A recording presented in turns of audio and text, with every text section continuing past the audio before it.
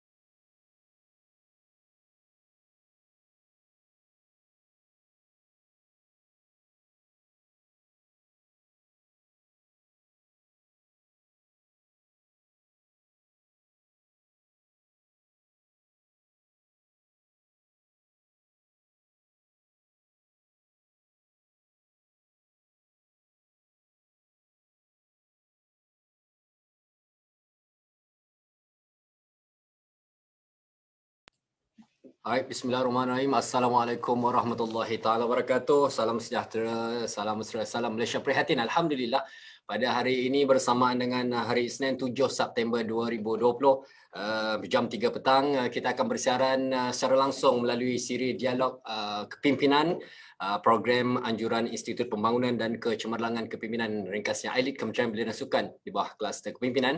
Dan istimewanya pada hari ini kerana kita akan bersama dengan tokoh yang tak asing lagi dalam kalangan seluruh negara, seluruh Malaysia. Malahan saya kira bukan sahaja Malaysia tetapi seluruh dunia mengenali tokoh ini. Dan satu yang terhormat kerana kita dapat bersama dengan tokoh kita pada hari ini. InsyaAllah kita akan bersama untuk siri dialog kepimpinan di bawah tajuk kepimpinan berkesan dalam menghadapi krisis pengalaman mendepani pandemik COVID-19. InsyaAllah kita akan bersama dengan Tan Sri Datuk Seri Dr. Nur Hisham bin Abdullah, Ketua Pengarah Kesihatan Kementerian Kesihatan Malaysia. Assalamualaikum Tan Sri.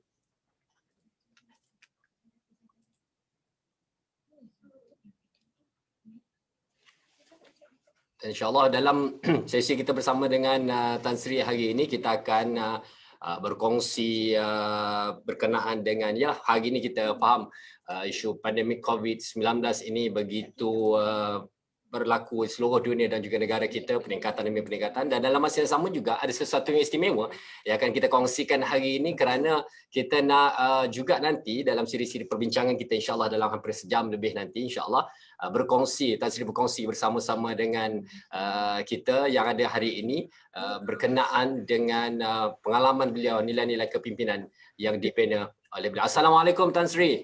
Waalaikumsalam warahmatullahi wabarakatuh. Alhamdulillah dapat bersua muka bersama dengan Tan Sri, ini satu yang sangat terhormat bagi pihak Encik Abdul Hasan, Ketua Pengarah Institut Pembangunan dan Kecemerlangan Kepimpinan dan seluruh tim ILIT Kementerian Belia dan Sukan. Kami merakamkan penghargaan dan ucapan terima kasih pada Tan Sri atas kesudian menerima jemputan untuk siri dialog kepimpinan pada petang 7 September ini, Tan Sri.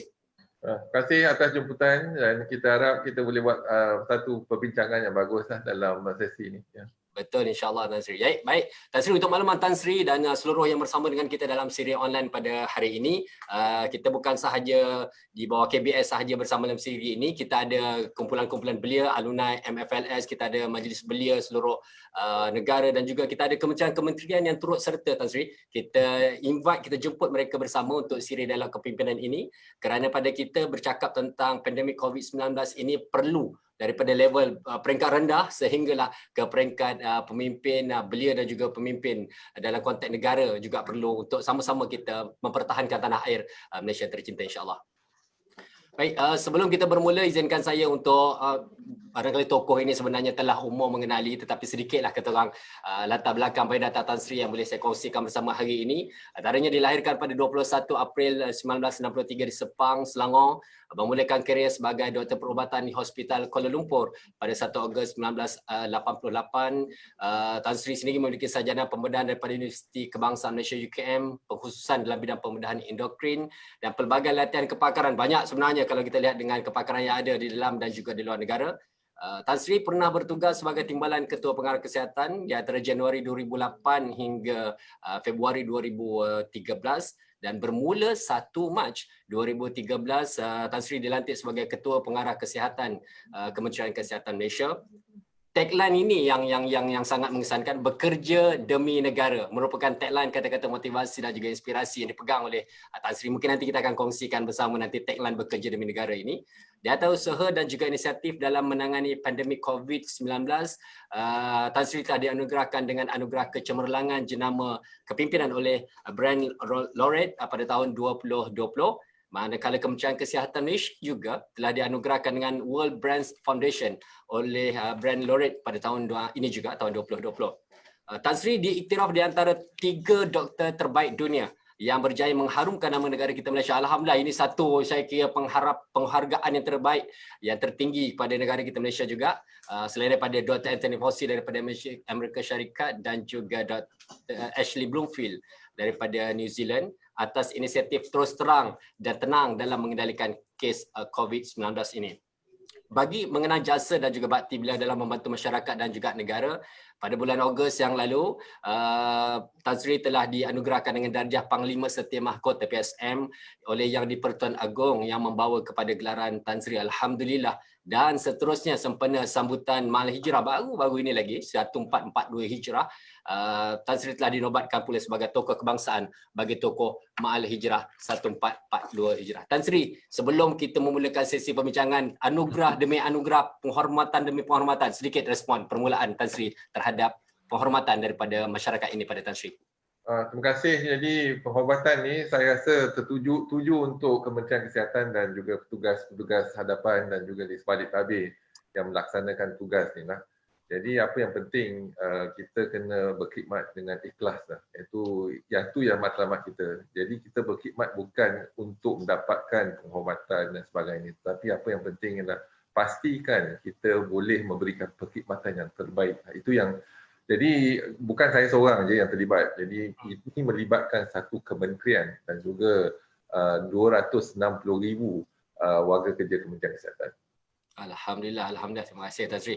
Sehingga kan ada some netizen menggelarkan Tan Sri sebagai Man of the Year lah. Dah wajah-wajah Tan Sri diportretkan di dinding dan sebagainya. Alhamdulillah itu. Kemudian insyaAllah Tan Sri, dalam sesi kita hari ini kita ada beberapa objektif yang ingin kita capai. Antara lain selepas ini pastinya kita nak dengar juga daripada Tan Sri berkenaan dengan pengalaman Tan Sri sendiri dalam mendepani pahit, getir dan juga frontliners jugalah dalam mendepani pandemik COVID-19 di tanah air kita ini. Kemudian nanti selepas itu kita ada blog yang berikutnya, nanti mungkin kita nak kongsikan juga yang ini mungkin bersifat lebih peribadi dalam konteks nilai kepimpinan itu. Orang bercakap soal leading self, leading others, leading community, leading organisation. Okay, nanti kita akan masuk dalam bab itu, nanti bercerita tentang pengalaman yang membina Tan Sri daripada mungkin belia satu ketika dahulu dan menjadi seorang pemimpin yang tersohor kalau boleh disegani pada hari ini. Dan kemudian juga nanti sebagai penghujung dalam siri perbincangan ini, nanti kita juga nakkan take home message kepada belia yang ada di luar sana. Apakah saran dan juga nasihat Tan Sri. Itu antara yang akan kita kongsikan nanti. Tan Sri, sebelum bermula sedikit orang cakap tentang leadership in crisis lah, kepimpinan dalam leadership. Saya terbaca dalam satu artikel yang ditulis oleh Gemedi Auri dan juga Aaron Dismet yang bertarikh 16 Mac 2020 yang lalu. Dia bercakap tentang leadership in crisis, responding to the coronavirus outbreak and future challenges. Antara lain digambarkan di situ cabaran dunia dalam menghadapi pandemik COVID-19 ini dan sikap yang perlu ada oleh seorang pemimpin, tenang dan juga berfikiran terbuka dan sentiasa mendengar pandangan-pandangan daripada, yalah maklum saja informasi datang daripada pelbagai. Mungkin Tan Sri boleh kongsikan pengalaman dan juga cabaran yang dihadapi oleh Tan Sri. Khasnya hari ini kita bercakap tentang pandemik COVID-19 ini. Silakan Tan Sri. Ya, kalau kita lihat dalam kita menghadapi cabaran ni, yang penting adalah nawaitu kita lah. Jadi kalau nawaitu kita ikhlas dalam kita bekerja dan juga kita faham pandemik ni melibatkan satu negara. Jadi kalau kita punya niat dan tujuan kita betul, jadi kita berkhidmat bukan sebab populariti, bukan, tapi kita menjadi last line of defense of the country. Jadi masing-masing daripada atas sampai bawah sampai atas, semua kita tahu kita sekarang ni ada satu tanggungjawab yang besar, iaitu untuk memutuskan penularan jangkitan COVID-19 dalam negara kita. Jadi yang kesedaran tu penting, kefahaman tu penting. Dan juga penting untuk kita mendengar dan juga melihat kepada negara-negara lain, belajar pada negara-negara lain apa tindakan yang betul dan apa yang seharusnya tidak perlu kita mengulangi kesilapan negara-negara lain. Jadi dengan menggunakan kaedah mendengar daripada negara kita sendiri dan juga mendengar negara-negara pengalaman negara-negara lain, itu amatlah penting sebab ini virus baru. Jadi kita tak ada pengalaman dari segi mengendalikan virus yang baru ni. Jadi belajar pada negara lain adalah amat penting. Tetapi jadi bila kita dah faham, mungkin kita punya kerisauan tu akan kurang dan juga kita dapat merangka satu strategi yang tepat dan cepat untuk kita mengambil tindakan. Kalau kita lambat, mungkin negara kita akan jadi satu penularan yang amat tinggi.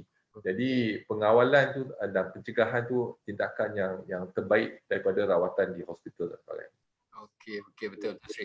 Dan juga Tan Sri, di kesempatan yang kita ada hari ini, apatah lagi daripada rakan-rakan kita daripada pelbagai kementerian juga turut serta bersama dengan kita dalam siri dialog kepimpinan online kita pada hari ini, begitu juga dengan belia-belia yang ada di luar sana. Mungkin ada sesuatu yang boleh Tan Sri kongsikan khasnya berkaitan dengan COVID-19 ini, mungkin dari segi informasi-informasi yang terkini mungkin dalam siri blog pertama perbincangan kita ini berkenaan dengan awareness tentang coronavirus ni. Tambahan Tan Sri, apatah lagi bila disebutkan hari ni orang nampak dah makin kurang kan. Jadi dah makan pun dah selesa, keluar masuk pun orang dah, kita takut ada complacent ni berlaku. Mungkin ada yang boleh Tan Sri kongsikan ini tentang pandemik kita masih belum menang ini yang sering kali Tan Sri suarakan itu. Memang betul kita belum menang lagi. Jadi peperangan ni peperangan yang berpanjangan. Jadi kita belum menang. Tetapi orang kata dalam dia kata we have won a few battles but we have not won the war yet. Jadi peperangan masih berterusan. Apa yang penting sekarang ni bukan hanya Kementerian Kesihatan ataupun kerajaan, tetapi kita memerlukan kerjasama kerajaan dan juga orang ramai, public, iaitu whole government and whole society approach. Baru kita boleh jaya. Kalau mengharapkan kepada Kementerian Kesihatan ataupun kerajaan, kita tak akan berjaya. Tapi kita perlu rakyat Malaysia semua bersatu padu. Kesepaduan itu penting untuk kita menang peperangan. Jadi masing-masing ada peranannya daripada atas sampai bawah. Jadi kalau kita patuh kepada strategi kita, berdisiplin dan bertanggungjawab, kita insya-Allah kita akan menang. Okey. Jadi antara cabaran paling getir lah ketika apatah lagi pada awal-awal pandemik berlaku pada awal bulan Mac sehinggalah kita kata sebelum bulan Mei yang lalu. Jadi antara cabaran paling getir yang dilalui sendiri oleh Tan Sri dan juga frontliners yang lain mungkin yang orang tak tahu yang boleh dikongsikan sedikit Tan Sri dalam perbincangan awal kita ini. Cabaran utama kita ialah iaitu kepercayaan daripada rakyat, daripada kerajaan dan sebagainya lah. Jadi untuk kita melaksanakan satu tindakan yang drastik dan tak pernah kita laksanakan. Betul. Jadi kita yang Kementerian Kesihatan, kita ada pengalaman dari segi menguruskan penyakit-penyakit contohnya SARS, MERS-CoV, H1N1 dan sebagainya. Tetapi pengalaman tu ialah terhad, jadi skala yang lebih besar lagi. Kalau kita lihat magnitude tindakan kita untuk COVID-19 ni amat besar. Jadi apa yang penting adalah Kementerian Kesihatan telah berjumpa dengan Perdana Menteri. Perdana Menteri mendengar, itu yang paling penting tadi. Kalau Perdana Menteri mendengar nasihat Kementerian Kesihatan. Iaitu pada permulaan kalau kita lihat bulan Februari dan bulan Mac, masa itulah tindakan kita dan keputusan kita melaksanakan strategi kita amat penting, iaitu bagaikan bara api yang membakar ketika itu. Jadi kalau kita tak dapat kawal bara api yang membakar, jadi satu Malaysia pun akan terbakar. Jadi masa itulah pengawalan yang paling penting. Jadi masa itu kita ada ruang yang amat tipis untuk menjalankan ataupun mengambil tindakan yang tepat. Kalau kita tak mengambil peluang tersebut, kalau dah jadi wildfire, kita dah tak boleh kawal lah. Jadi masa tu tindakan kita dan kita bersyukur kerana Perdana Menteri mendengar, itu yang penting, mendengar pada nasihat Kementerian Kesihatan. Kalau katalah pemimpin negara tak mendengar, kita lihat yang perkara ini berlaku di beberapa negara yang lain, walaupun mereka ada kepakaran yang tinggi tetapi pemimpin tak mendengar, jadi mungkin implikasi dia akan terjejas dan juga penularan penyakitnya akan meningkat dengan cara mendadak. Dan ini yang penting. Yang kedua, bila mendengar, melaksanakan tindakan itu. Iaitu contohnya tindakan yang kita laksanakan pada pengumuman dibuat pada 16 Mac, iaitu melaksanakan lockdown ataupun PKP, iaitu menggunakan Akta 342 untuk seluruh negara. Kita tak pernah melaksanakan untuk seluruh negara. Jadi tindakan itu memberikan ruang kepada Kementerian Kesihatan menjalankan aktiviti kesihatan awam, iaitu contact tracing, active case detection dan juga kesiapsiagaan kementerian bermula pada Disember 2019, iaitu kita akan berperang, tetapi senjata berperang tu kita kena siapkan. Contohnya musuh kita tak dapat dilihat, bagaimana kita nak mengenal musuh kita. Jadi kita dah siapkan makmal kita untuk mengesan musuh kita. Dan bila kita dah siap 3 hari bulan Januari, bila negara China melaporkan genomic sequence, kita dah prime kita punya makmal dan kita dapat melaksanakan ujian. dan terus kita melatih makmal-makmal di Kementerian Kesihatan dan juga di universiti dan juga di makmal-makmal swasta untuk mereka siap sedia untuk melaksanakan ujian. Ketika tu kita melaksanakan 1,000 ujian ya. Hari ini kita dah boleh melaksanakan 38,000, 39,000 ujian seharian. Itu yang penting. Yang kedua, yang hospital kita sebelum COVID pun dah sesak dah. Macam mana kita nak lihat untuk mendapat menambah baik hospital kita? Jadi kita lihat pada Itali, yang Iran dan sebagainya. Jadi kesiapsiagaan kita penting, iaitu kalau pesakit datang hospital, kita tak ada katil, tak ada ICU, tak ada bantuan alat pernafasan, itu yang kita bimbang. Jadi dalam bulan Disember, Januari, kita telah pun merangka untuk mengosongkan 7 hospital untuk rawatan pesakit COVID saja.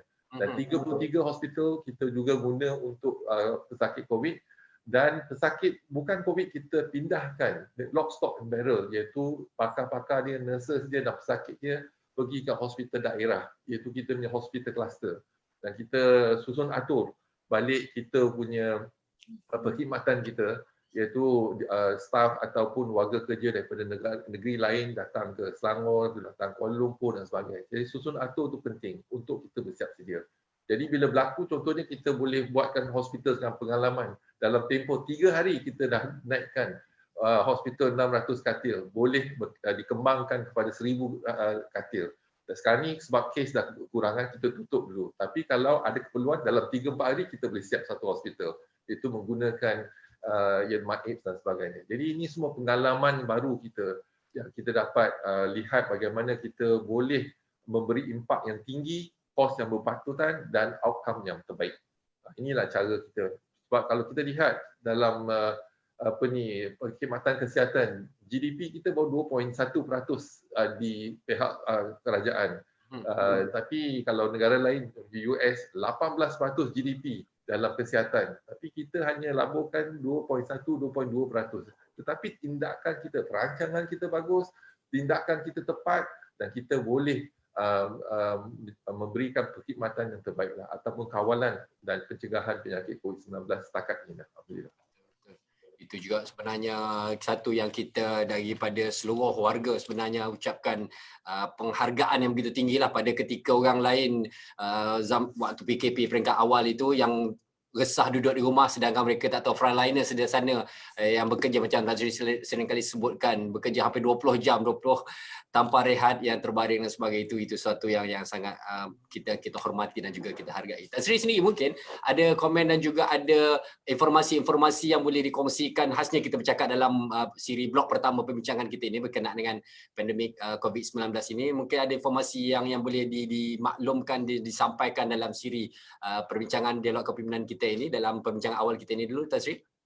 Pada permulaannya kalau kita lihat, ramai orang tutup kita actually, ambil tindakan, contoh sektor ekonomi yang terjejas, lepas tu contohnya kita tutup masjid, ada sebab dia orang pun apa kita tutup masjid. Tapi kalau kita imbas kembali, memang apa yang kita laksanakan telah dilaksanakan oleh zaman Ibu Sina lagi. Iaitu yang pertama yang penting ialah kita kena meredakan kebimbangan rakyat. Iaitu itu sebab kita adakan libat urus, penerangan dan juga penerangan kita untuk kefahaman. Jadi kalau kita faham, jadi mungkin kita punya kerisauan, kebimbangan kita akan kurang. Dan juga kita akan tingkatkan harapan dan jangkaan kita rakyat, harapan dan jangkaan rakyat, ekspektasi rakyat tu kita tingkatkan. Jadi apabila harapan dan ekspektasi rakyat dipertingkatkan, kepercayaan tu akan datang.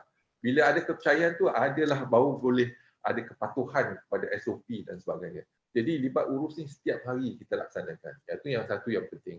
Yang kedua, saya rasa dalam zaman Ibu Sina juga, bila ada wabak, mereka juga duduk di rumah, jangan keluar. Jadi pasar ditutup, masjid ditutup dan elakkan bersentuhan. Yang itu pun ada konsep tu dah. Konsep ni konsep yang lama. Tetapi kita menggunakan pakaikan konsep zaman Ibu Sina ni. Tapi yang penting ialah kita libat urus kami dengan social media dan sebagainya. Informasi itu tak ada masalah. Kita kena maklumkan. Sebab tu kita bukan hanya lawan dengan virus, tetapi dengan viral fake news di social media. Itu satu lagi. Jadi kita kena cepat dalam tindakan kita. Dan dalam Kementerian Kesihatan kita ada struktur yang telah ditinggalkan oleh British, iaitu kalau kita lihat Ketua Pengarah Kesihatan, dia ada dia dapat merangkumi semua aspek kesihatan dalam Kementerian Kesihatan. Jadi daripada makmal, kesihatan awam, hospital dan sebagainya. Jadi bila kita buat keputusan, cepat kita boleh laksanakan. Kalau kita dah pecah agensi-agensi, jadi susah. Seorang buat keputusan, lepas tu satu lagi keputusan kita kena maklum ada agensi lain. Nah, jadi dari segi integrasi tu kurang. Tapi dalam kementerian integrasi tu masih kukuh. Dan kita menggunakan integrasi ini. Dan apabila perancangan kita menggunakan democratic leadership. Berarti kita mendengar semua daripada atas sampai bawah dan bawah sampai atas. Setiap pagi kita ada mesyuarat di Kementerian Kesihatan setiap hari daripada bulan Disember lagi dari pukul 8 hingga 9 pagi, iaitu 1 jam. Iaitu integrasi di semua kementerian atau semua jabatan dan kita lihat masalah-masalah yang timbul dan cadangan-cadangan yang patut kita kemukakan. Lepas tu pukul 9 sampai pukul 11 kita ada mesyuarat di peringkat kementerian-kementerian dan agensi-agensi yang lain. Jadi kita susun atur untuk pelaksanaan, contohnya dari segi penguatkuasaan polis akan menjalankan dan sebagainya. Jadi kita turun kuasa kepada kementerian-kementerian lain untuk membantu Kementerian Kesihatan. Jadi dalam pukul 11.30 sampai pukul 1, kita 3 kali seminggu kita ada mesyuarat untuk memaklumkan kepada Perdana Menteri tindakan kita dari segi kesihatan dan bukan kesihatan, iaitu melihat pada keseluruhan tindakan kita. Jadi ini penting dan juga Perdana Menteri telah pun pastikan ada iaitu libat urus setiap hari, iaitu untuk perubatan, iaitu saya akan jalankan, dan bukan perubatan iaitu Menteri Kesihatan akan ambil tindakan yang bukan perubatan. Jadi setiap hari kita akan maklumkan kepada rakyat apakah tindakan kita dan sebagainya. Tapi dalam tindakan kita sebagai seorang pakar bedah, kita jangan actions speak louder than words. Itu hasilnya. Walaupun pada permulaan banyak kritikan dalam dan luar, tetapi sekarang ni kita lihat tindakan kita tu berhasil, iaitu action speaks louder than words. Iaitu lihat pada data kita, lihat pada tindakan kita. Yang ni yang penting. Jadi kita bergantung pada bukti-bukti yang kukuh sebelum dan selepas. Di mana kita di mana kita sebelum ni dan sekarang dan akan datang. Jadi kita kena lihat juga perbandingan Malaysia dengan negara-negara lain. Ini yang penting. Jadi kita menggunakan konsep dalam Kementerian Kesihatan democratic leadership. Jadi PM pun dengar kita, cadangan kita. Tapi kalau ada persoalan ataupun dibangkitkan perkara-perkara yang tertentu, kita akan soal jawab. Jadi bila kita dapat menggunakan bukti, itu yang paling bagus sekali. Dan juga di Kementerian Kesihatan kita mengamalkan servant leadership. Ini yang penting, servant leadership, not authoritative leadership. Jadi kalau authoritative itu zaman dulu, saya cakap semua ikut. Tak ada, kita akan mendengar daripada bawah pun kita dengar apa masalah dan kita akan bagi jawapan dan sebagainya berdasarkan pada bukti. Jadi bukti yang kukuh itu penting. Jadi kita ambil tindakan, contohnya guna face mask. Dulu bukti tak kukuh, tapi sekarang kita dah ada bukti dikukuh yang dipublish di New England Journal of Medicine. Menggunakan face mask dan juga physical distancing dapat memutuskan rantaian jangkitan COVID-19 lebih kurang 75% kalau 80%. Inilah vaksin kita sekarang ni. Kita vaksin tak ada, tapi vaksin untuk physical distancing dan pakai mask dan cuci tangan. 3 tu je kalau tindakan kita, insya-Allah kita boleh putuskan rantaian jangkitan. Ini dalil, iaitu publish di New England Journal of Medicine. Jadi kalau kita ikut dalil. Kedua, sistem servant leadership tu, bila kita berkhidmat tu, kita berkhidmat secara ikhlas. Jadi kalau kita balik pada dalam Al-Quran pun dia, dalam firman Allah Subhanahu Wa Taala, dalam surah Ad-Dariyat ayat ke-56, wa ma khalaqtul jin wal ins illa liya'budun.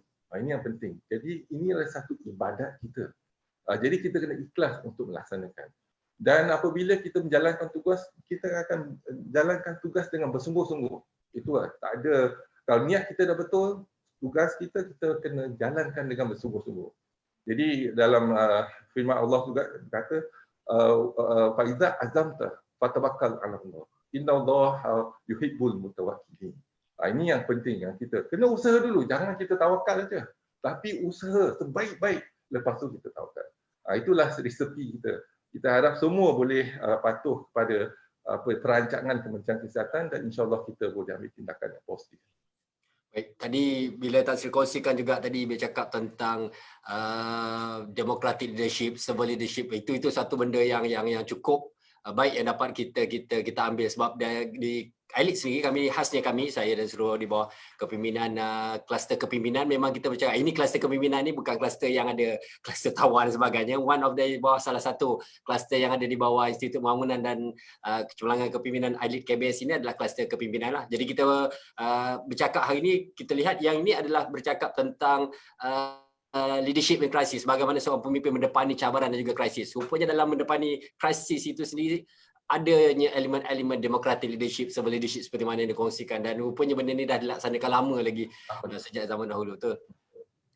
Tan Sri, mungkin kita nak beralih kepada siri perbincangan kita yang seterusnya, yang kalau tadi ni bercakap sebagai seorang Ketua Pengarah Kesihatan KKM, bercakap tentang pandemik COVID, nanti juga mungkin boleh kita kongsikan, tetapi kali ini kita nak bercakap sedikit mungkin bersifat eksklusif sedikit lah mungkin dalam sesi kita pada kali ini. Tan Sri, sekiranya bukan doktor lah Tan Sri, ini yang lain daripada ni, sekiranya bukan doktor, apakah cita-cita dan juga impian mungkin satu ketika dahulu Tan Sri letakkan diri Tan Sri? Dulu masa muda-muda lah. Jadi memang niat saya nak jadi pegawai agama ataupun dalam berdakwah dan sebagainya. Jadi masa itu kita muda lagi kan. Jadi saya dimasukkan ke Kolej Islam Kelang. Jadi dalam Kolej Islam pun kita punya motto Kolej Islam tu fastaqim kama umirta, iaitu kita kena buat istiqamah dalam kita seperti diperintahkan.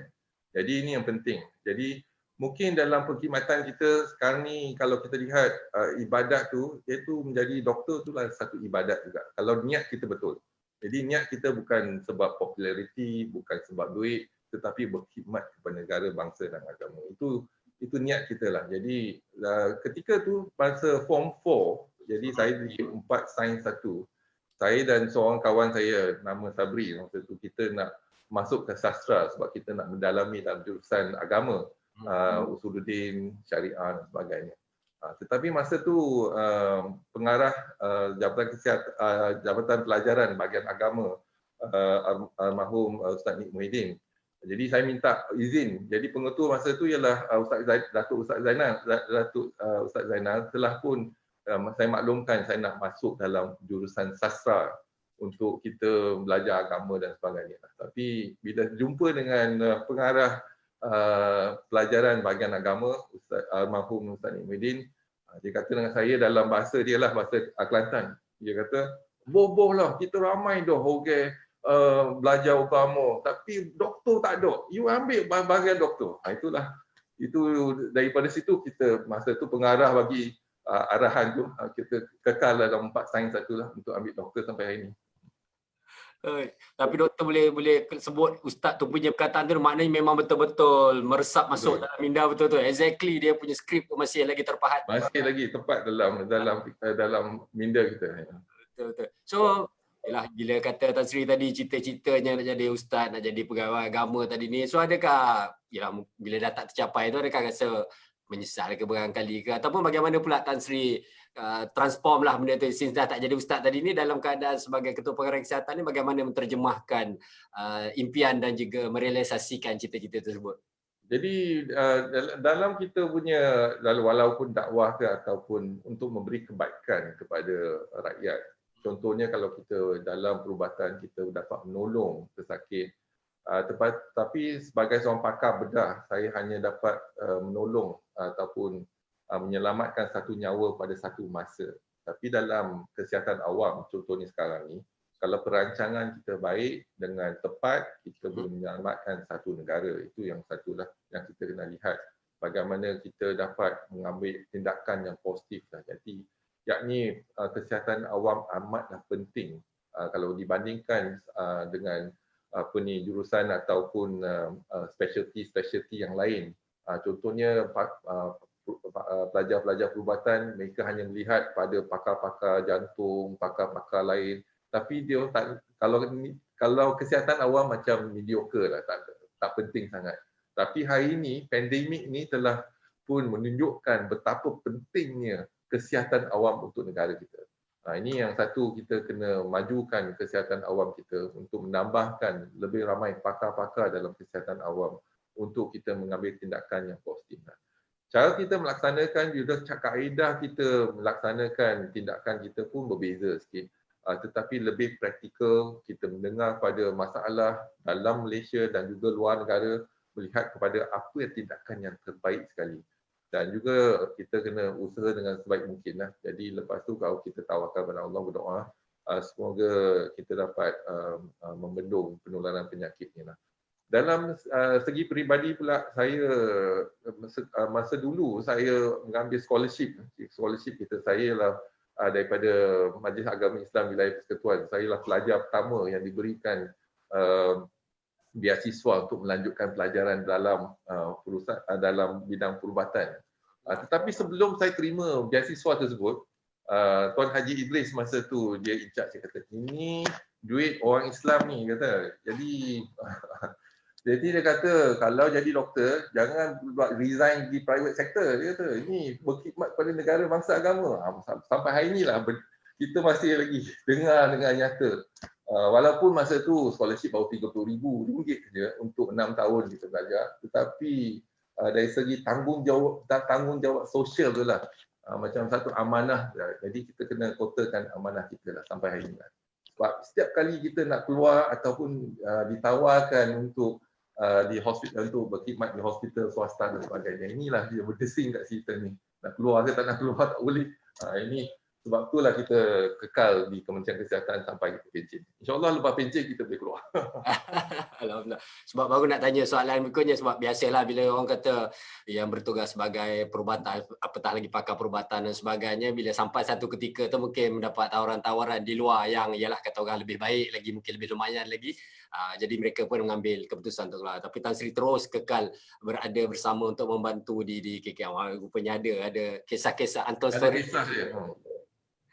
Okey, Tan Sri, sedikit Tan Sri, dalam konteks kita bercakap dalam nilai kepimpinan ni ada yang disebut tentang leading self. So bila bercakap tentang leading self ini sendiri, apakah kalau mungkin Tan Sri boleh kongsikan dalam konteks zaman yang membina jati diri dan juga nilai kepimpinan yang ada, yang masih diterapkan oleh Tan Sri sendiri sehingga menjadi seorang pemimpin yang disegani pada hari ini. Maknanya zaman remaja, zaman belia Tan Sri, bagaimanakah nilai kepimpinan yang Tan Sri perap dan juga tusukkan dalam jiwa Tan Sri yang mungkin boleh diambil ibrahnya, pengajarannya oleh anak-anak muda kita yang bersama dengan kita mengikuti sesi ini secara langsung ini, Tan Sri?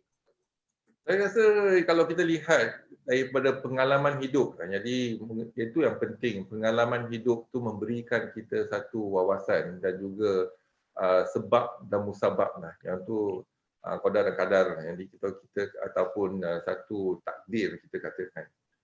Satu masa dulu kita tak faham takdir ataupun qadar dan kadar, kita tak faham.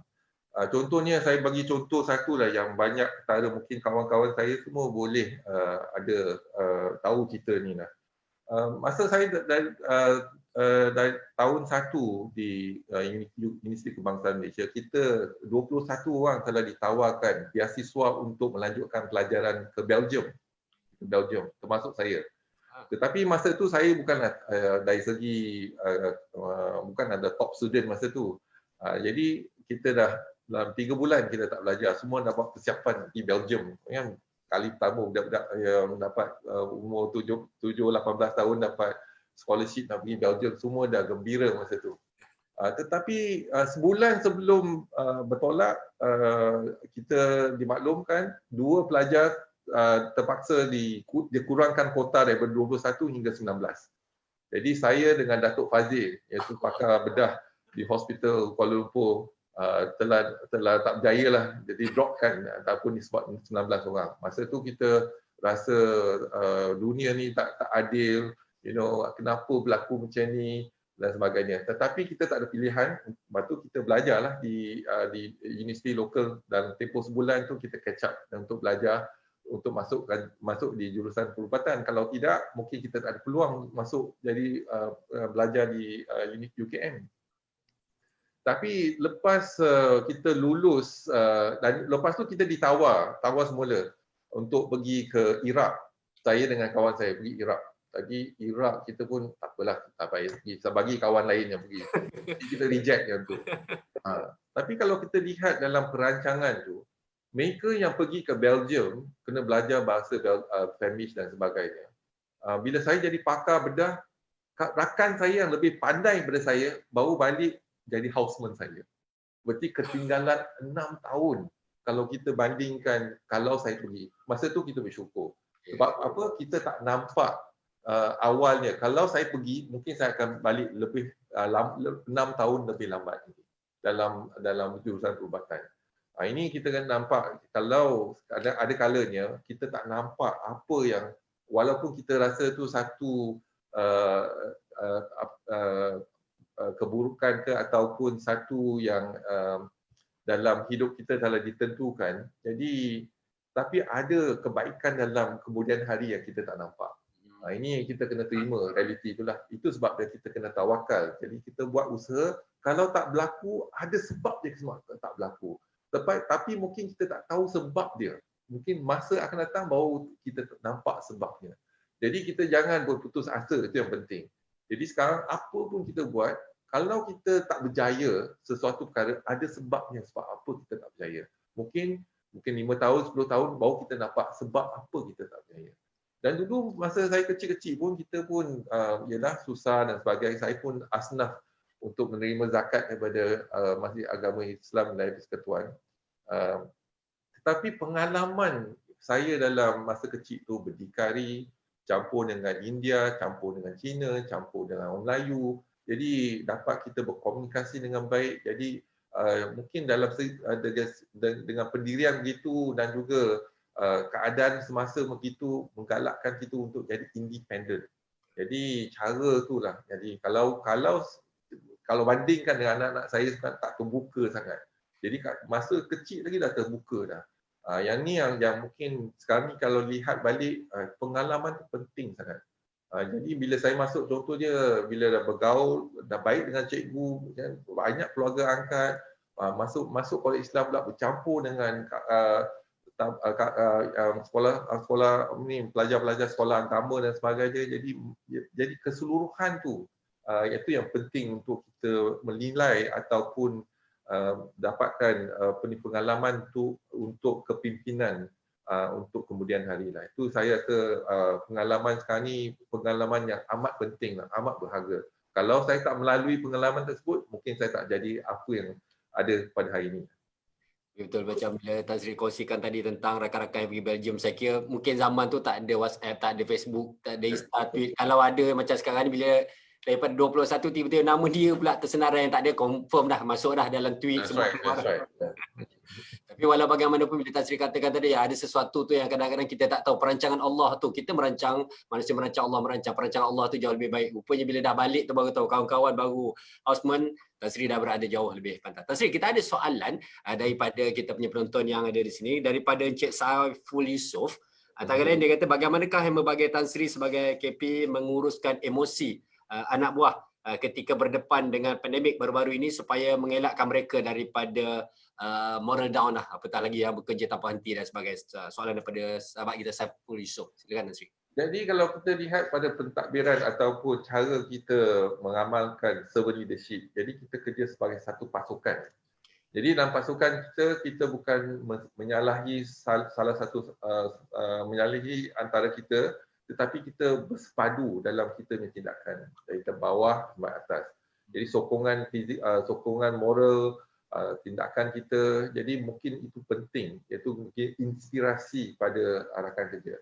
Kalau kita memberi inspirasi, kita punya warga kesihatan contohnya akan walk the extra mile, tak kisah kerja lebih pun. Jadi bukan hanya pukul 8 sampai pukul 5, kadang-kadang kita kerja sampai pukul 10 malam, tak ada pun kita bukan ada claim, bukan kerja sebab kita nak claim ataupun kerja sebab kita nak populariti, tak ada, tetapi sebab ada keperluan ketika itu. Jadi bila ada keperluan kita kerja keras. Lepas tu kalau ada masa kita nak relax, kita relax. Tetapi yang penting ialah kita kena appreciate ataupun kita appreciate warga kerja Kementerian Kesihatan dan sebagainya. Ini yang penting. Jadi semangat tu kita kekalkan. Kalau katalah sekarang ni kalau kita lihat macam kat negeri India contohnya, Doktor-doktor staff semua lari tak nak kerja. Jadi kalau tak nak kerja, macam mana kita nak walaupun kita tahu iaitu warga Kementerian Kesihatan adalah risiko yang paling tinggi kalau kita melihat kepada terdedah kepada kes coronavirus contohnya. Tapi kalau kita buat kajian sekarang ni, mereka yang kerja di ICU dan kerja di ward COVID, tak ada seorang pun yang dijangkiti COVID-19. Sebab apa? Kepatuhan kepada SOP. Jadi kita buat kajian 486 staf di Hospital Sungai Buloh, kita ambil swab antibody, tak ada seorang pun ada antibody. Berarti dia tak dijangkiti walaupun berdepan. Jadi tempat yang paling selamat di Malaysia ialah di ward ICU dengan ward COVID. Sebab mereka patuh kepada SOP. Jangkitan yang ada ni dia dapat daripada komuniti, bawa ke hospital dan sebagainya. Staf yang dijangkiti tu ialah dari komuniti 80%. Jadi apa yang penting ialah kerjasama, iaitu membantu. Kalau ada masalah, kita timbulkan masalah tu, kita akan lihat bagaimana kita dapat penyelesaian yang terbaik sekali bersama.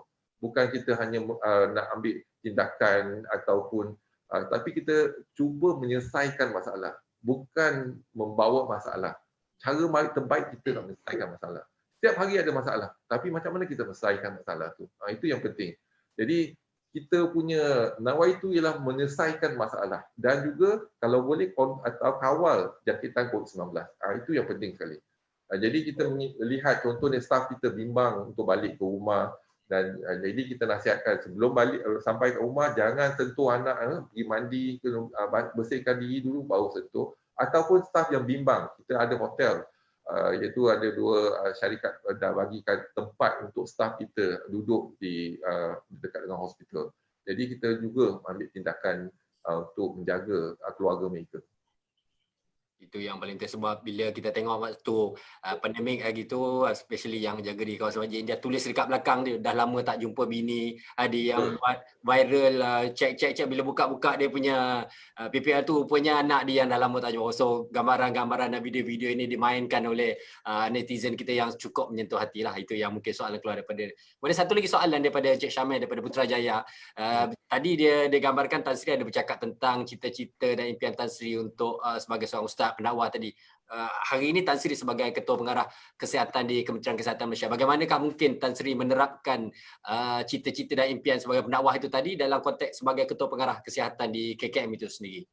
Jadi dalam kita melaksanakan dakwah itu, dakwah dengan cara berhikmah. Jadi mungkin bukan dari segi pakaian atau sebab tindakan kita yang penting. Jadi kalau tindakan kita, kalau kita melaksanakan satu-satu perkhidmatan, masalah nawaitu kita betul. Kalau nawaitu kita betul, kita nak menolong, banyaklah kita dapat pahala dari segi itu. Jadi mungkin cara kita melaksanakan konsep-konsep dalam pelaksanaan, contohnya kalau kita nak menggunakan akta-akta, jadi kita kena lihat pada sudut agama juga. Jadi implikasi, bukan hanya agama Islam, tapi kita juga ada sekarang ni kita ada tindakan kita dalam menggunakan agama dalam pengurusan kita. Jadi kita guna lihat, faham juga agama-agama lain. Jadi yang itu yang penting lah. Yang kita ada konsep, gunakan konsep agama dalam macam mana kita nak laksanakan perkhidmatan kita lebih baik lagi, tambah baik dengan sudut agama. Bukan hanya beragama Islam, untuk memahami juga pesakit-pesakit yang bukan Islam. Jadi contohnya agama Buddha, agama Sikh dan sebagainya, kita ada konsep itulah untuk kita terapkan dalam perkhidmatan kesihatan kita. Baik. Tan Sri, itu tadi kita bercakap soal tentang leading self, pengalaman Tan Sri sendiri dan sebagainya. Kita berpindah dalam konteks leading others ini. Kami di Kementerian Belia dan Sukan, Tan Sri untuk makluman, kita melaksanakan program platform pembentukan Belia Future Ready Leaders lah untuk melatih pemimpin masa hadapan melalui program-program. Antaranya kita ada program Fellow Perdana, kita ada program Parlimen Belia, kita juga ada program Malaysia Future Leader School MFLS dan beberapa program-program kepimpinan Belia. Pandangan Tan Sri sendiri berkenaan dengan program-program dan juga inisiatif dalam menyediakan platform untuk pemimpin Belia masa hadapan itu, Tan Sri. Jadi kalau kita lihat program tu memang baik, program tu, tetapi program tu yang rangka untuk kita memberi landasan yang betul pada pemimpin-pemimpin dalam pemimpin muda. Tapi apa yang lebih penting ialah iaitu pengalaman. Tak ada yang boleh gantikan pengalaman walaupun kita boleh bagi kursus dan sebagainya, tapi pengalaman tu yang lebih penting. Jadi mungkin belia kita banyak dari segi ada konsep dan juga dapatkan kursus-kursus. Tapi yang penting adalah kalau boleh mereka sama-sama berpengalaman di lapangan contohnya, barulah kita dapat membina satu kepimpinan yang baik. Dan juga tadi pasal konsep tu kita ada dalam hospital mesra ibadat contohnya, kita tak perkenalkan hospital mesra ibadat untuk staf-staf Kementerian Kesihatan dan juga pelaksanaan di hospital. Dan juga kita ada konsep mesra ibadat untuk holistic approach untuk bukan Islam contohnya, agama Buddha, agama Hindu dan sebagainya. Jadi kita kena faham bahawa kita ada toleransi yang tinggi untuk kita meningkatkan lagi keyakinan pesakit kepada perkhidmatan kesihatan negara. Saya benar juga terdengar bila doktor sebut tadi tentang Hospital Mesra Ibadat HMI kan peringkasnya. Apa-apa pendekatan yang cuba diterapkan dalam konteks Hospital Mesra Ibadat itu tadi yang cuba diterapkan oleh KKM itu sendiri? Dalam Hospital Mesra Ibadat kita ada banyak dia punya babnya. Yang bab pertama kita lihat pada contohnya solat dalam semasa sakit, cara tayamum, dan juga untuk latih staff kita untuk sembahyang jenazah, dan juga aktiviti-aktiviti contohnya kalau kita staff dalam pembedahan, katalah dia start pembedahan tu 6 pukul 7 maghrib tak masuk lagi, tetapi pembedahan tu berjalan sampai pukul 9, jadi boleh jamakkan dia punya solat maghrib kepada isyak, tapi tak boleh kosarkan, tapi jamakkan. Jadi contohnya sama juga, tapi maghrib tak boleh kosar, tapi katalah zuhur dengan asar, kalau pembedahan tu berjalan mereka boleh jamakkan tapi tak boleh kosarkan. Jadi banyak persoalan yang timbul dari segi agama. Bolehkah kita laksanakan benda-benda tertentu? Kita menggunakan kaedah tu. Contohnya transplant dan sebagainya, isu-isu yang kita bangkitkan. Jadi kita menggunakan approach hospital mesra ibadat kita laksanakan. Dan satu lagi chapter hospital mesra ibadat untuk memahami apa agama-agama lain. Jadi bila kita faham, jadi kita tak melaksanakan satu benda yang contoh akan menjadikan contohnya macam kesalahan pada pesakit lain. Katalah kalau mereka ada pakai Sick dia ada pakai bangle, kita potong je bangle, tak boleh. Jadi kita kena minta agreement ataupun minta izin untuk melaksanakan contoh potong rambut dan sebagainya. Adalah dia punya benda sensitiviti agama kita kena faham, baru kita boleh menjalankan tugas dengan sebaik mungkin.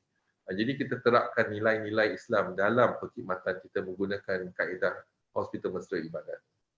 Okay, baik Tan Sri, kita kembali pada persoalan tadi lah, kita bercakap tentang menjadikan pemimpin masa hadapan, future ready leaders, anak-anak muda, belia dan sebagainya.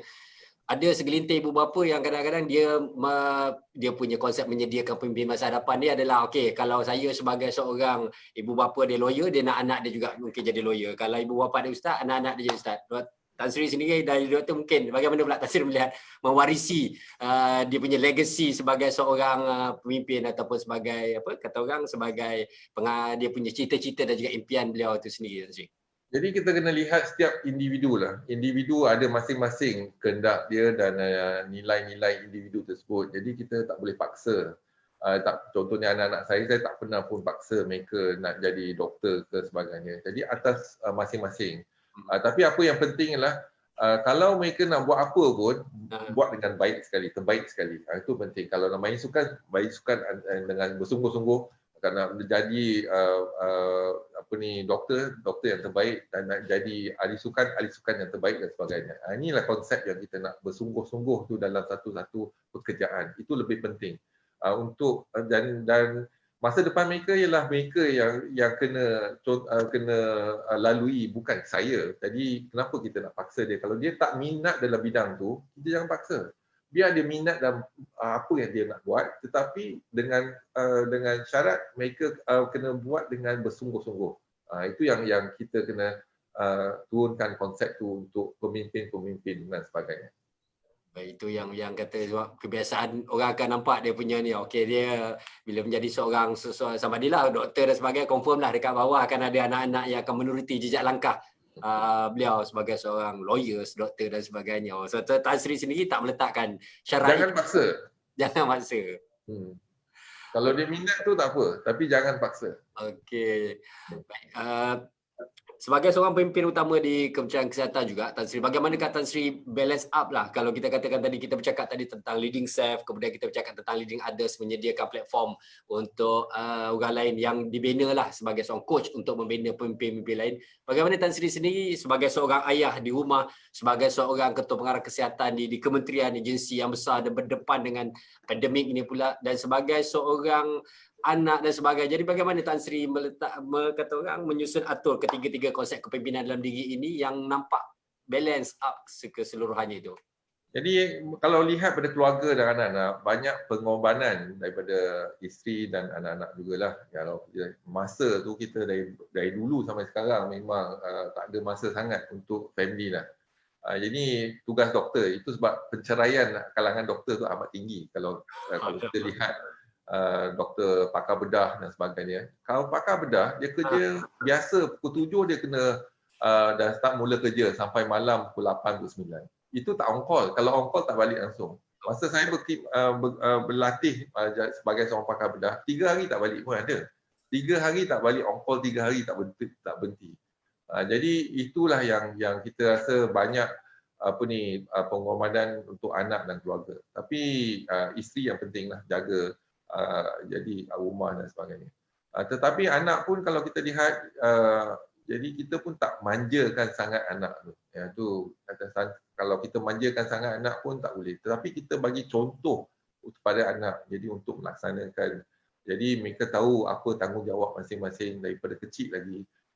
Jadi itu yang penting lah yang kita lihat. Tapi banyak pengorbanan lah. Kalau kahwin dengan doktor ni biasanya tak ada masa sangat. Tapi sebab you nak jadi doktor yang terbaik, jadi kena usaha lebih. Jadi usaha kena 2-3 kali ganda daripada kebiasaan. Tapi kalau tidak, susah kita nak capai. Dulu saya hanya nak jadi seorang pakar bedah yang terkenal dalam dunia saja. Jadi sekarang ni dari segi itu, tahun lepas saya telah diberikan penghormatan yang tertinggi, iaitu dijadikan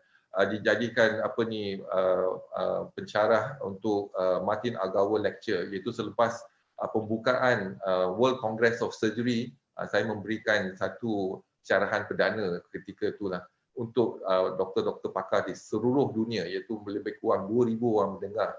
Jadi dari segi kapasiti untuk jadi seorang doktor pakar bedah yang terkenal dalam dunia tu dah tercapai. Tetapi sekarang ni ingatkan berhenti kat situ, tapi sekarang ni dalam pentadbiran itu lain pula, menggunakan kaedah-kaedah yang kita belajar dari segi pembedahan masuk ke dalam pentadbiran. Jadi lain sikit kita punya perspektif dan kita punya pelaksanaan dalam kesiapan pentadbiran, menggunakan prinsip-prinsip yang kita guna pakai di lapangan, iaitu pembedahan. Tadi bila doktor sebut tadi pasal kadar pencernaan tinggi, mungkin sebab itu kot bila kawan-kawan saya lah pengalaman, bila doktor dia kahwin je kita confirm dah, bila doktor mesti kahwin dengan doktor, sebab doktor mungkin understanding dia tu cukup tinggi lah kot, memahami dia mungkin lah barangkali kan. Baik, Tan Sri, ada juga soalan, kita ada 3 soalan, antaranya daripada Karen Wahid. Ini soalan jauh datang je Tan Sri, daripada Sabah soalan ini. Kepimpinan yang berbahagia Tan Sri menjadi inspirasi saya. Sekiranya Tan Sri ditawarkan menjadi ahli politik, adakah Tan Sri akan menerimanya? Ini jauh soalan daripada Sabah ni Tan Sri. Jadi ahli politik ni mungkin berperanan juga, bukan ahli politik kita penting dalam negara kita. Jadi masing-masing lah ada dia punya dalam segi bidang masing-masing. Jadi tanggungjawab negara kita dalam memajukan negara kita. Setiap orang ada dia punya tanggungjawab masing-masing. Jadi setakat ni saya tak dilatih sebagai ahli politik, dan juga saya dilatih sebagai seorang pakar bedah, dan saya dilatih sebagai seorang pentadbir kesihatan, bukan ahli politik. Itu yang saya boleh katalah. Tapi kalau dalam politik juga perlukan jadi nasihat atau khidmat nasihat dari segi kesihatan awam dan juga pembedahan dan sebagainya. Jadi kita boleh bagi input kepada ahli politik. Tapi saya bukan dilatih dalam acuan politik. Baik. Jauh pun soalan tu daripada Sabah nampaknya, daripada Cik Karen tadi. Kemudian soalan daripada Azhar Haji Osman daripada Jabatan Kebudayaan dan Kesenian Negeri Terengganu. Tadi daripada Sabah, sekarang kita ke Terengganu. Apakah rahsia Tan Sri kelihatan sentiasa tenang dalam menghadapi pandemik COVID-19 ini? Ketenangan Tan Sri itu menjadi idola pada warga di luar sana. Apakah dia punya rahsia ketenangan Tan Sri dalam menepani cabaran ini, Tan Sri? Jadi macam saya katakan tadi, kita usaha, kita tawakal. Itu je. Kalau kita berjaya, alhamdulillah. Kalau kita tidak berjaya, ada sebabnya. Jadi kita tahu sebab, mungkin kita tak tahu sebab tu, tapi kita tawakal je lah. Jadi insya-Allah setiap tindakan kita, setiap penyakit ada ubat dia. Jadi setiap tindakan kita ataupun masalah kesihatan awam ada dia punya ubat dia. Jadi mungkin kita tak jumpa ubat dia lagi. Tetapi yang penting adalah perancangan kita berdasarkan pada bukti-bukti. Dan jadi kalau kita tak tenang, rakyat dengar pun tak tenang. Jadi apa yang penting adalah kita kena dapatkan kefahaman yang penting untuk memaklumkan pada rakyat dalam perkataan, dalam cara yang paling mudah difahami. Bukan menggunakan ayat-ayat perubatan dan juga bahasa-bahasa yang tinggi sampai orang kampung tak faham. Jadi pemudahkan untuk kita menyalurkan maklumat kepada rakyat. Jadi orang kampung dengar pun faham. Walaupun benda tu kompleks. Contohnya kalau kita kata sekarang ni, budak sekolah rendah pun faham. R0. Apa dia R0 ni? Dulu tak ada orang tahu pun R0. Itu R0 kalau 3.55, berarti kalau 100 orang dijangkiti, dia akan menjangkiti 355 orang. Jadi kes akan semakin meningkat. Kalau 355 orang menjangkiti kali 3.55. Jadi R0 3.5. Tapi kalau R0 100, kalau setiap masa 100 orang jangkiti akan menjangkiti 100 orang. Tapi jadi penularan tu tetap ada. Tapi kalau kita nak R0 ke 0.1% contoh, 0.1 R0. Kalau 100 orang jangkiti, lepas tu dia akan menjangkiti 10 orang saja. 10 orang akan menjangkiti 1 orang. 1 orang akan jangkiti. Jadi kita dapat kosong. Jadi pemahaman cara dipermudahkan untuk rakyat faham. Walaupun kalau kita tengok kompleksiti R0 tu, pengiraan dia menggunakan SIR tu, menggunakan formula-formula. Macam kita bawa kereta. Kalau kita bawa kereta, kita tahu steering dia kat mana, gear kat mana, brake kat mana, minyak kat mana. Itu je. Tapi dalam carburetor ke, radiator ke, kita tak faham. Tapi kita tahu kereta berjalan. Ini yang kita gunakan konsep dipermudahkan untuk rakyat memahami. Sebab dalam libat urus kita untuk memahamkan rakyat keadaan sebenar, keadaan semasa, dan juga kita ada soalan sesi jawab. Apa-apa soalan daripada rakyat kita dengar, kita akan maklumkan. Kita jawab dengan cara mudah. Lepas tu, kalau kita boleh jawab dengan baik, jadi rakyat punya ekspektasi jangkaan dia dah ada kat situ. Dan bila ada jangkaan, kepercayaan tu ada. Ini yang kita gunakan untuk konsep pembedahan. Apabila kita nak menjalankan pembedahan, katalah ada kanser, kita tak dapat elakkan ada kanser. Tapi kita akan cakap sakit kita, cara kita maklumkan dengan cara baik, boleh terima apa yang perlu dilaksanakan, lepas tu apa komplikasi, semua kita cerita. Tapi bila kalau kita cerita dengan baik dan kita dapat laksanakan pembedahan tersebut, semua berjalan seperti mana yang telah kita ceritakan, jadi kepercayaan tu tinggi. Ini yang kita nak. Kalau kepercayaan tinggi, dia patuh kepada nasihat doktor dan sebagainya. Baik, Tan Sri, juga ada satu soalan saya kira daripada penjawat awam yang bersama dengan kita dalam sesi ini, daripada Puan saya kira Nazirah Johar. Bagaimana cara terbaik supaya penjawat awam di peringkat awal lagi, especially for the young officers, dapat dibentuk sifat kepimpinan supaya sentiasa bersedia berhadapan sebarang cabaran dalam melaksanakan amanah yang diberikan. Ini nasihat untuk kata orang pemimpin ataupun penjawat awam muda ni lah, young officers ini, Tan Sri. Jadi kalau kita lihat sekarang ni, penjawat awam memang kita ada struktur organisasi yang baik dan untuk melatih mereka. Tapi apa yang penting adalah pengalaman penjawat awam. Jadi bila kita ada bukan hanya teori tetapi juga pengalaman di lapangan.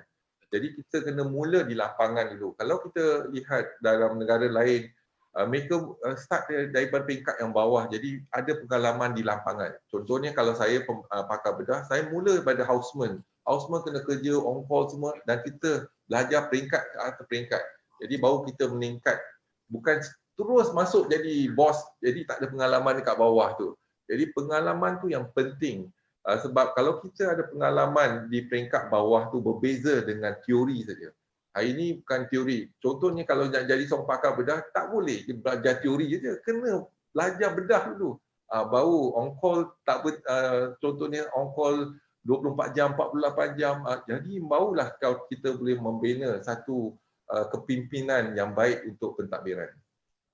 Baik, itu pengalaman dan juga nasihat yang boleh Tan Sri sampaikan kepada pemimpin-pemimpin khasnya young officers lah. Hari ni kadang-kadang bila dapat sikit kerja dan sebagainya dah mengeluh. Sedangkan kalau dilihat frontliners hari tu tanpa henti fizikal dan juga mental, bukan setakat mental saja, fizikal dan juga mental yang Tan Sri sifatkan 20 jam dengan gambar-gambar kepenatan itu sebenarnya satu yang menjadi motivasi dan juga inspirasi juga buat semua warga penjawat awam. Tan Sri, kita beralih, kalau tadi kita bicarakan blok kita yang pertama tadi kita bicarakan tentang peranan Tan Sri dan juga warga KKM Frontliners dalam mendepani cabaran COVID-19. Kemudian blok yang sebentar tadi kita bicarakan tentang leading self, leading others dan juga leading community, leading organisation juga dalam konteks penjawat awam dan juga kepimpinan. Kita beralih pada fasa berikutnya ini tentang peranan. Khasnya ini yang berkaitan dengan kami sendirilah di AILI, di Kementerian Belia dan Sukan, itu khasnya peranan dan juga tanggungjawab belia dalam kepimpinan bagi mendepani era norma baharu ini. Tan Sri, hari ini macam mana nak semaikan semangat dan jiwa anak-anak muda hari ini untuk adanya semangat survivor itu sendiri yang mampu mendepani cabaran, apa sahaja cabaran, mampu untuk mereka mendepani cabaran tersebut. Survivor kit lah kadang-kadang orang kata kepada anak muda. Sedikit Tan Sri. Jadi kalau kita sekarang ni melihat pada survival kit, jadi kita kena adaptasi. Jadi ada satu rangkap daripada Darwin, iaitu it is not the strongest, it is not the most intelligent. It is the one that adaptable to change of the environment. Jadi change, jadi kita kena lihat bersekeliling kita. Iaitu cara kita nak laksanakan sesuatu, kita kena lihat kepada ketepatan masa dan juga tindakan kita kepada. Jadi kita kena adaptasi. Jadi ada satu rangkap Darwin, iaitu it is not the strongest, it is not the most intelligent. It is the one that adaptable to change of the environment. Jadi change, jadi kita kena berskilling kita. Iaitu cara kita nak laksanakan sesuatu, kita kena lihat kepada ketepatan masa dan juga tindakan kita kepada. Jadi kita kena adaptasi. Jadi ada satu rangkap. Okey, baik, ada apa itu soalan Tan Sri. Bersama dengan kita sekarang ni, kalau kita tengok dalam online itu sendiri ada hampir 1,000 orang yang bersama-sama dengan kita dalam kalangan penjawat awam belia. Alhamdulillah, pada mereka yang bersama dengan kita teruskan, kita telah hampir 1 jam bersama dengan Yang Berbahagia Tan Sri Datuk Sri Dr. Nur Hisham, Ketua Pengarah Kesihatan Kementerian Kesihatan Malaysia. Masa begitu mencemburui kita kerana masa yang ada bersama dengan Tan Sri juga agak singkat kerana selepas ini ada siri-siri lain. Tapi dalam kesempatan ruang masa, mungkin kalau dapat kita dalam sehingga 4.30 Tan Sri, kalau ada ruang, kerana persoalan-persoalan nampak banyak yang cuba diutarakan di sini. Ada juga soalan-soalan lagi satu lagi, apakah harapan dan juga saranan Tan Sri sendiri kepada belia dan juga anak muda ni sebagai kata orang message, nasihat untuk mereka mempersiapkan diri mereka untuk menjadi pemimpin masa hadapan. Hari ini semua bercakap tentang belia, kami sendiri di Kementerian Belia dan Sukan bercakap tentang menyediakan pemimpin belia masa hadapan. Nasihat Tan Sri dan juga saranan Tan Sri terhadap mereka pemimpin belia masa hadapan ni. Dalam perjalanan kita memang banyak dugaan dan cabaran. Jadi menjadi seorang pemimpin contohnya. Tetapi apa yang penting ialah kita dapat adaptasi pada keadaan tertentu dan juga melihat kepada suasana. Dan the first rule of management dalam kita punya kepimpinan ialah mendengar. Iaitu kita mendengar isu-isu dengan terbaik sekali. Mendengar bukan untuk menjawab tetapi mendengar untuk memahami isu tersebut. Yang itu yang pertama. Yang kedua, dalam kita melaksanakan tugas kita, mungkin ada kadang-kadang ada berita yang tak baik dan sebagainya, tetapi dalam dugaan kita tu, kita kena perseverance ataupun istiqomah dalam perjalanan kita. Jangan kita cepat putus asa. Tetapi macam saya katakan, kalau kita membuat sesuatu yang tak kena, ada sebab dia kenapa dia tak kena. Mungkin kita tak dapat lihat, lepas tu kita banyak cepat putus asa. Tapi jangan cepat putus asa, tetapi ada kebaikannya mungkin kita tak nampak. Jadi itu yang penting dari segi istiqomah dalam kita melaksanakan tugas. Yang ketiga, bila kita laksanakan tugas, nawaitu kita kena tepat, iaitu keikhlasan kita. Sebab apa kita menjalankan ini? Kalau kita nak jalankan ni sebab ikhlas kita kerana kita nak berkhidmat, itu yang penting. Tapi kalau nawaitu kita untuk berkhidmat untuk mendapatkan populariti, mendapatkan ni dah itu dah terpesong dah. Daripada awal lagi niat kita dah tak betul dah. Jadi niat tu penting. Jadi apa yang kita nak? Jadi nak apa yang kita, mungkin kadang-kadang kita cakap benda lain, kita buat benda lain. Itu tak kena. Jadi kita kena ikhlas, tapi kan ada kalanya bila kita ikhlas dalam menjalankan tugas kita, jadi terpancar daripada raut wajah kita, keikhlasan kita menjalankan tugas. Itu yang penting. Jadi mungkin ada kalanya saya rasa yang istiqamah, keikhlasan kita dan nawaitu kita. Itu 3 perkara tu yang amat penting untuk kita pastikan kita dapat memberikan satu kepimpinan yang baik untuk negara, bangsa dan agama. Tan Sri sebut tentang istiqamah, sebut tentang nawaitu tadi, betul. Hari ini orang bercakap kalau kita tengok dalam matan arba'in juga, dalam hadis 40 itu yang pertama sekali ditulis di situ, innamal a'malu binniyat. Setiap apa yang kita nak lakukan itu harus dimulakan dengan niat, dan niat itu sendirilah Tan Sri sebutkan juga tadi. Niat itu yang menentukan hal tuju dan juga menentukan arah mana untuk kita sampai. Tan Sri, bila bercakap tentang anak muda, tadi Tan Sri dah bagi ini saranan Tan Sri kepada anak muda. Hari ini anak muda dengan gadget itu sesuatu yang tak dapat dipisahkan. Apatah lagi Tan Sri sebutkan tadi lah, dalam suasana pandemik COVID-19, orang menantikan berita-berita, ada pula yang viral dan sebagainya. Bagaimanakah saranan nasihat Tan Sri juga pada anak muda ini, bagaimana untuk mereka mengendalikan media sosial itu sendiri, Tan Sri?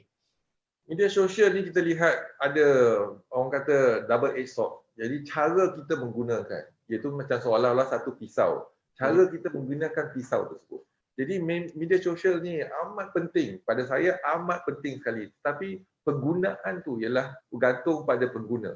Guna cara baik, baiklah dia. Guna cara buruk, buruklah dia. Jadi inilah kaedah komunikasi. Kita ada the pen is sharper than the sword. Jadi ini media sosial ni lebih tajam daripada pedang. Contohnya lah kalau kita lihat. Dan juga sekarang ni informasi kita iaitu untuk dapatkan maklumat yang terkini semua. Tapi dia akan ada maklumat yang palsu, fake news ataupun maklumat yang tepat. Iaitu bergantung pada individu kita untuk menggunakan media sosial ni ataupun menggunakan handphone kita. Jadi ini penting. Jadi kalau kita pasti menggunakan untuk kebaikan, kebaikan akan jadi. Kalau kita gunakan untuk keburukan, keburukan akan jadi.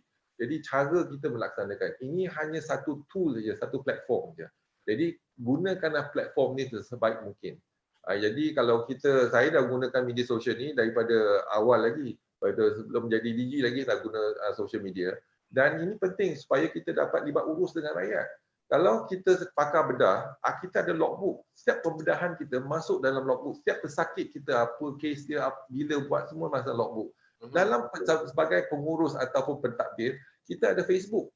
Jadi ada logbook, ada Facebook. Jadi apa yang kita laksanakan bila kita libat urus dan juga kita berkongsi dengan rakyat, rakyat tahu apa kita buat hari ini. Jadi apa yang isu yang kita hadapi dan cabaran dan sebagainya. Jadi kita berkongsi dengan rakyat tindakan kita dalam segi kesihatan awam. Ini penting untuk kita. Ini very important tool hari ini. Tetapi ialah sebaik mungkin guna untuk kebaikan. Betul, Tan Sri sebutkan tadi tentang media sosial. Dahulu orang kata media sosial ni hanya untuk perkara-perkara yang bersifat fun, seronok dan sebagainya. Tetapi hari ini juga media sosial itu sendirilah menjadi platform. In fact, hari ini kita juga berada di atas platform perbincangan melalui media sosial. Apatah lagi waktu awal-awal pelaksanaan PKP dahulu, bila semua tak dapat bersemuka secara fizikal. So, platform media sosial lah kita jadikan sebagai platform pertemuan, perkongsian informasi, maklumat dan sebagainya. Dan Tan Sri sebutkan juga tadi tentang perkongsian informasi itu perlu ada integriti dalam nak menjaga supaya maklumat yang dikongsikan, yang disampaikan itu adalah maklumat-maklumat yang tepat dan juga yang betul-betul, Tan Sri. Jadi kita juga ada soalan-soalan daripada beliau juga yang nak bertanya dengan kita, dan antara soalan-soalan yang tadi, satu soalannya tadi adalah bercakap tentang media sosial dan juga peranan beliau dalam konteks media sosial itu sendiri. Kalau dalam konteks nasihat Tan Sri sendirilah kepada anak muda yang khasnya yang baru-baru sekarang ni, yang Tan Sri bagi nasihat tadi tu yang telah berada sebagai seorang doktor dan sebagainya. Ada anak muda sekarang ni yang dalam pengajian dan pendidikan yang baru berawal-awal untuk masuk mengambil bidang pengajian pendidikan kedoktoran khasnya. Nasihat, sebab ada juga yang komen-komen yang ada di bawah ini yang mengatakan ada yang memang cita-cita nak jadi ustaz, ada juga yang dah komen kat situ cita-cita nak berubah cita-cita jadi doktor dan sebagainya. Ada saranan dan juga nasihat Tan Sri pada anak-anak muda dengan cita-cita mereka sekarang ini dan juga masa harapan nanti?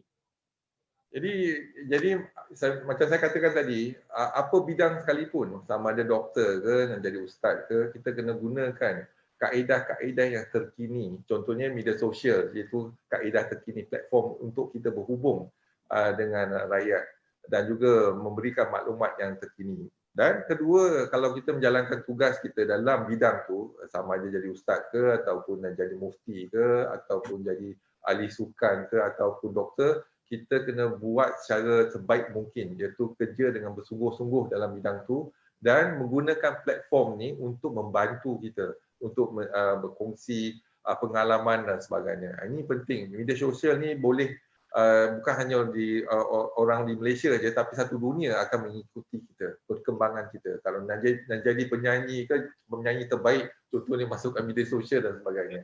Ataupun pemuzik terbaik contohnya lah.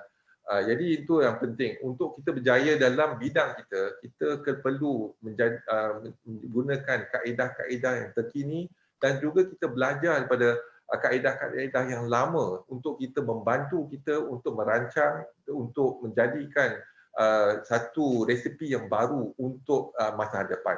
Ini pengalaman yang kita ada dan mungkin dengan cara tu kita lebih holistik dalam kita punya kaedah kita, penyampaian kita, iaitu ataupun perjalanan kita dalam bidang tersebut. Inilah penting, istiqamah, niat kita penting, istiqamah kita penting dan menjalankan kerja dengan bersungguh-sungguh. Betul, saya suka kata-kata Tan Sri tadi, antaranya bercakap tentang bekerja dan apa sahaja cita-cita, apa sahaja impian, buat bersungguh-sungguh. Macam kami sendiri nak bina atlet, bukan bina sukan. So kalau jadi atlet yang terbaik yang mengharumkan nama negara. Jadi doktor yang terbaik mengharumkan nama negara dan sebagainya. Tan Sri, ada 3 soalan lagi yang ini. Soalan ni daripada Cik Muhammad Syafiq daripada agensi Anti Dadah Kebangsaan AADK Karak. Soalannya berbunyi, jika vaksin berjaya dikenal pasti, siapakah golongan pertama yang akan menerima vaksin tersebut? Dia bercakap tentang vaksin.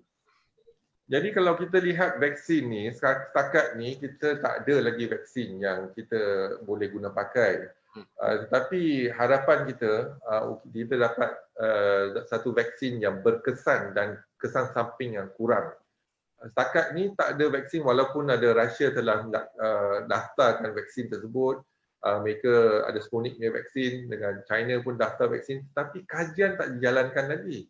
Jadi kita bergantung pada kajian fasa 3 klinikal, melihat keberkesanan vaksin tersebut, kesan samping vaksin tersebut, adakah vaksin tersebut akan menyebabkan kemudaratan pada pesakit ataupun mereka yang terima vaksin, contohnya mereka mengandung dan sebagainya. Jadi banyak benda kita kena lihat keberkesanan tersebut dan kekal tak vaksin ni, ataupun jadi banyak persoalan kita tapi kita tak ada jawapan. Jadi kalau tak ada jawapan, macam mana kita nak beli satu vaksin tu? Itu yang pertama. Yang kedua, kalau kita lihat, kalaupun ada vaksin tersebut, adakah kita diberikan keutamaan? Kalau tengok negara kita, kes kita tak banyak. Keutamaan global ialah negara-negara yang ada kes yang banyak yang mudarat. Itu lebih penting. Kalau kita ada vaksin pun, mungkin keutamaan akan diberikan kepada negara yang lebih dahsyat lagi mengalami COVID-19 ni. Yang ketiga, kita lihat juga vaksin ni, dalam tempoh kita lihat coronavirus, iaitu SARS ialah coronavirus, MERS-CoV, Middle East Respiratory Coronavirus, MERS-CoV itu pun coronavirus, kita tak ada vaksin pun. Tapi kalau walaupun kita tak ada vaksin, kita dapat eliminasikan ataupun tamatkan penularan SARS dan MERS-CoV dengan kaedah kesihatan awam. Jadi ada kaedah lain. Kita kalau gunakan kaedah kesihatan awam, iaitu negara boleh memutuskan rantaian jangkitan COVID-19 ni. Mungkin kita boleh berjaya. Dan yang ketiga, yang keempat yang kita rasa ragu-ragu sikit ialah apabila virus tu menjangkiti kita, yang virus yang aktif, yang live virus tu, kita dimaklumkan di beberapa kajian, iaitu lepas 3 bulan vaksin ni dia akan tinggal antibody yang terbina daripada vaksin ni, daripada jangkitan ni akan kurang sampai 17%, 20%. Jadi kita tertanya, kalau kita bagi vaksin ataupun live attenuated virus yang dilemahkan, boleh tak ada antibody yang terjana untuk berkekalan sama ada setahun kata. Kalau 3 bulannya kena vaksin 3 bulan sekali. kita takkan, jadi data kita tak ada. Jadi banyak soalan kita timbul, tetapi kita kena tunggu data. Kalau tak ada data, kita menggunakan vaksin, ada kemudaratan, contohnya kematian dan sebagainya sebab vaksin, itu mungkin ada satu akan timbul isu baru. Jadi kita kena kaji vaksin tu, keberkesanan vaksin dan kesan samping vaksin sebelum kita menggunakan pakai vaksin tersebut.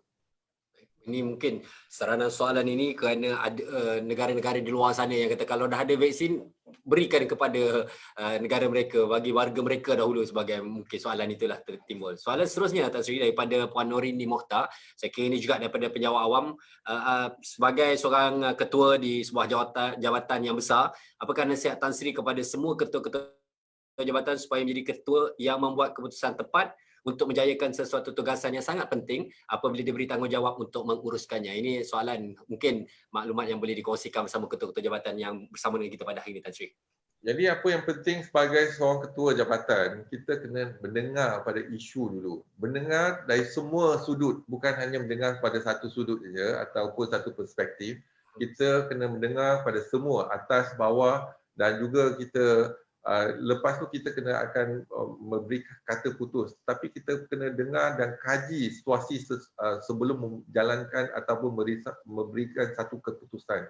Jadi mendengar bukan untuk menjawab, mendengar untuk memahami isu dan cabaran yang kita ada. Dan apabila kita faham dengan betul keadaan sebenar, barulah kita boleh merangkakan tindakan kita ataupun strategi kita, perancangan kita dengan terbaik sekali. Kalau kita tak faham isu tu, jadi mungkin tindakan kita akan berbeza. Ini penting.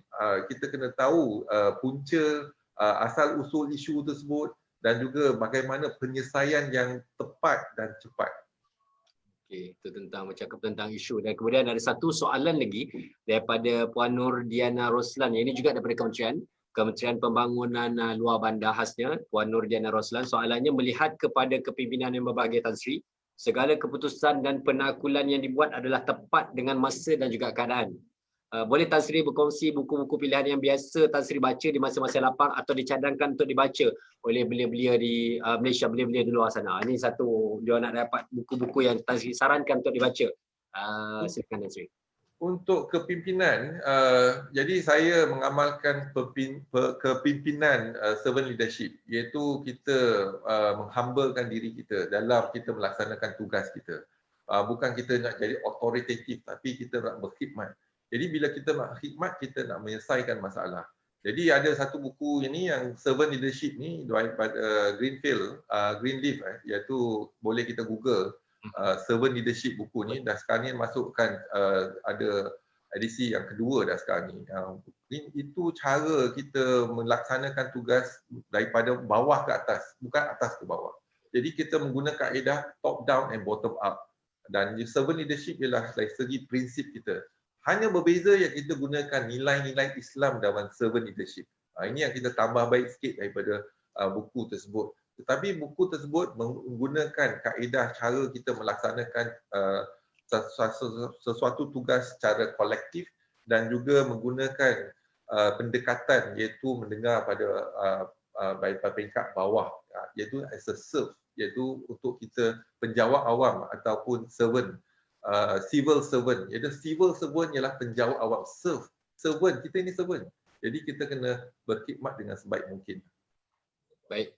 Tan Sri, jam menunjukkan hampir pukul 4.20 petang dan kita faham, maklum, Tan Sri juga selepas ini akan dalam satu sidang akhbar mungkin selepas ini memberikan penjelasan berkenaan dengan COVID. Sebelum kita berhenti untuk sesi dialog kepimpinan ini, sekali lagi Tan Sri, kalau ada ruang-ruang perkongsian informasi dan juga kalau ada kata-kata yang Tan Sri nak sampaikan, apatah lagi pada sesi kita kali ini, kita ada bersama dengan penjawat awam, kita ada bersama dengan belia, kita ada bersama dengan NGO, anak-anak muda juga ada bersama dengan kita. Satu ruang ini kita sediakan untuk Tan Sri berkongsi saranan, nasihat dan juga apa saja buat mereka, Tan Sri.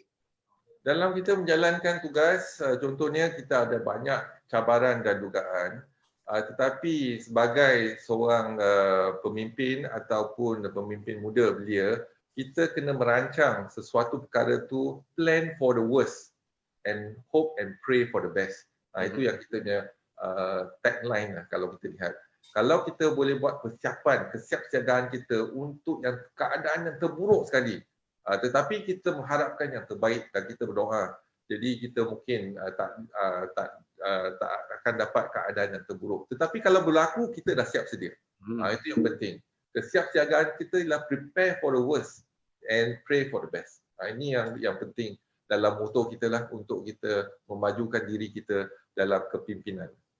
Baik, itu satu-satu yang sangat-sangat terkesan. Ada satu soalan Tan Sri yang minta juga untuk ini soalan daripada Hong Kong Tan Sri. Yang ini dia minta juga ni sikit sebelum kita ni soalan daripada Hong Kong nampaknya rupanya, kerana ialah hari ini dunia tanpa sempadan bukan saja, dan siri-siri perjumpaan dan juga pertemuan selalu kita buat secara bersemuka. Kali ini bila merentasi sempadan ini, alhamdulillah kita ada satu soalan. Ini daripada Hong Kong Tan Sri. Kita bawa terima soalannya. Soalan daripada Cik Hamizan Ma'arif, daripada apakah nasihat dan juga pandangan Tan Sri kepada penyawat awam yang bertugas di luar negara, dia bertugas di luar negara, bersama-sama berjuang dan menangani pandemik COVID-19 di Malaysia ini, daripada Tuan Hamizan Ma'arif ini daripada Hong Kong. Dia bertugas di sana, Tan Sri. Kalau kita berkhidmat di luar negara, jadi kita menjadi duta untuk Malaysia. Jadi cara kita melaksanakan tugas kita penting, cara kita berkomunikasi penting, dan juga cara kita melibat urus dengan mereka yang bukan orang Malaysia di luar negara tu penting. Dan juga tindakan kita lah, nasihat kita, cara kita memimpin, jadi keadaan semasa di luar negara tu juga amat penting sekali.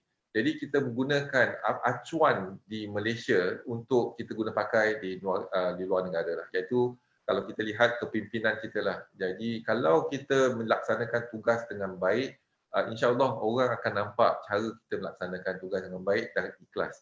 Jadi kita yang penting yang kita kena bagaimana kita boleh bertambah baik dan cipta nilai cipta yang baru dalam perkhidmatan kita setiap masa.